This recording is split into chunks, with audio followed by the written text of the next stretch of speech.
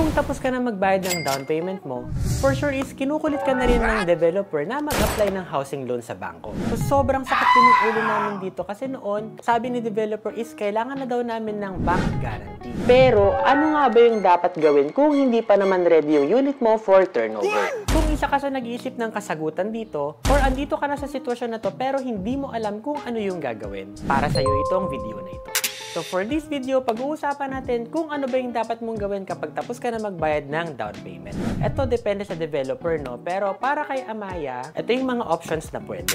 So una, meron tayong extension or refinancing ng ating payment. Pangalawa, pwede na tayong mag-proceed sa ating housing loan. And pangatlo, pwede nating i-defer yung ating payment. And sana tapusin nyo itong video na to hanggang sa dulo dahil i-explain ko sa inyo kung ano ba yung tama at dapat nyong piliin out of the 3 options. Hi, I'm Ping. At para sa topic na to, hindi kayo nag-iisa kasi napakadami nakaka-experience ito at hindi din nila alam kung ano yung gagawin. At meron ding iba na andito na sa part na to tapos namili na sila ng options tapos ngayon pinagsisisihan na nila. Oh my God! Gaya ng sabi ko, isa din ako sa mga naka-experience nito at napakadaming considerations kung ano ba yung pinaka-best na options na dapat nating piliin. At para hindi kayo magkamali sa pagpili, bigyan nyo ako ng kaunting time at panoorin nyo itong video na ito. So, kailan ba yung time na dapat mamili tayo sa mga options na nabanggit natin kanina? So, after mo matapos magbayad ng down payment, sasabihin sa'yo ng developer is, Ma'am, Sir, dapat meron na po tayong bank guarantee before yung ating unit turnover. Well, ang expectation kasi is after ng down payment, ready na yung unit natin for turnover. Pero dahil napakadami nating unit turnover delays, hindi pa mabibigay yung unit mo kahit nakapag-housing loan ka na. So dito na papasok yung mga options kung ano yung pwede nating gawin since hindi naman natupad yung estimated unit turnover dates na sinabi nila. Option number 1. Extension or refinancing of payment. So, ano ba yung mangyayari kapag ito yung pinili mo? So, for example, ang monthly payment mo is 10,000 pesos for 24 months. So, kapag pinili mo itong option na to, i-extend natin yung binabayad mong 10,000 pesos per month for a certain period of time. Bali, bibigyan ka naman ng computation sheet dito para makita mo kung magkano at gaano ka katagal magbabayad. Mamaya, buo na yung bayad mo sa bahay tapos hindi pa rin natuturnover. Huwag naman sana ganun. So, ito yung option na pinili ko noon, pero more on that later. So, option number 2, proceed with housing loan application. So, again, ano nga ba yung mangyayari kapag ito yung pinili mong option? So, ang kailangan gawin dito is mag-a-apply na kayo ng housing loan sa bangko. Ito ay usually with the help of your agent. Pero kung iniwan din kayo ng ahente nyo after ng sales niya, ikaw ang maglalakad mag-isa. In my case, naghingi ako ng assistance sa finance team ni Amaya. Bali, nag-email ako diretso sa kanila para humingi ng tulong. So, kung gusto mo magpa-help kay Amaya para sa iyong application, i-discuss natin yan later kung paano namin ginawa.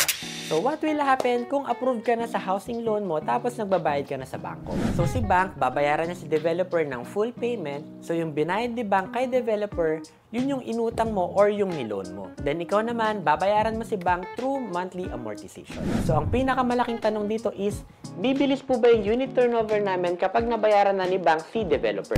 Well, pwede nga namang bumilis kasi nabayaran na sila at pwede kayong i-prioritize. Pero based sa mga taong nakausap ko na pumili ng option na to, ang malaking sagot dito ay hindi. Pero malay mo naman, di ba? Option number 3 is defer of payment. Nakalimutan ko yung exact term na tawag dito pero ito yung pag-defer natin ng payment kay developer. So, ayun na nga. Kung hindi pa naman matuturnover yung unit mo, isa sa mga option is kung hindi ka mag-extend ng payment or ayaw mo pa mag-housing loan application sa bangko, i-defer muna natin yung ating payment. So, paano ba ito? Ano ba yung mangyayari kapag ito yung pinili nating option? So, unang-una, kapag natapos na yung down payment mo, wala ka munang babayaran until such time na makapag-apply ka na sa bangko at nagbabayad ka ng monthly amortization sa kanila. At pangalawa, dahil dinefer nga natin yung payment, hindi mo na mababayaran si Amaya ng full payment kasi wala pa naman tayong approved housing loan. Pero ang sistema is mag-a-apply pa rin naman tayo ng housing loan pero kapag nalalapit na yung ating unit turnover. So, ang tanong ulit dito, tatagal po ba yung unit turnover namin kasi hindi pa kami nakapag-housing loan tapos hindi pa nababayaran si Amaya? Well, pwede nga namang ganun yung mangyari kasi pwede tayong i-deprioritize dahil nga hindi pa tayo nakapag-housing loan. Well, hindi ko ito masagot kasi halos lahat ng kakilala ko is nag-proceed sila sa housing loan application. Pero ang alam ko is kung ano yung tamang gawin at sana ito rin yung gawin ng karamihan. At bago natin pag-usapan yan, kung sa tingin nyo may value itong video na to para sa inyo, i-click nyo naman yung like button. At before natin i-discuss kung ano yung tama at dapat gawin, let me know in the comment section kung ano ba yung options na pipiliin nyo or kung ano na yung option na napili nyo based dun sa mga pinag-usapan natin. And mula dun sa mga nabanggit natin, yung options na dapat at tama nyong piliin ay depende sa inyo siya. So, very subjective naman ito, no? Pero yung sa tingin ko na tama at dapat yung piliin is yung option 3. So, bakit? So, ikikwento ko muna sa inyo kung bakit ito yung option na pinili namin. Actually, yung unang choice talaga namin is yung option 1. Kasi gusto namin na magtuloy-tuloy lang kami ng payment para mapababa eventually yung ilo-loan namin sa bangko. Pero nung nag-compute ako, naisip ko na kung madidelay yung turnover namin, tapos mag-extend ako ng payment for several months, hindi naman ganun kalaking mababawas dun sa aking loanable sa bangko. Kaya yun, naggamot lang ako ng ulo. So, ang mali lang dun sa ginawa ko is, nag-confirm na ako dun kay Amaya na ito na yung option na pipiliin ko. So, naging on process na siya. Pero since nagbaging isip ko, pina-change ko siya from option 1 to option 3. So, bakit nga? The reason is para makaipon ako kasi that year, yun yung wedding namin ni Abby. So, ayun. Well, tama naman yung naging decision ko, no? Instead na ibayad ko yung pera ko, nag-ipon na lang ako.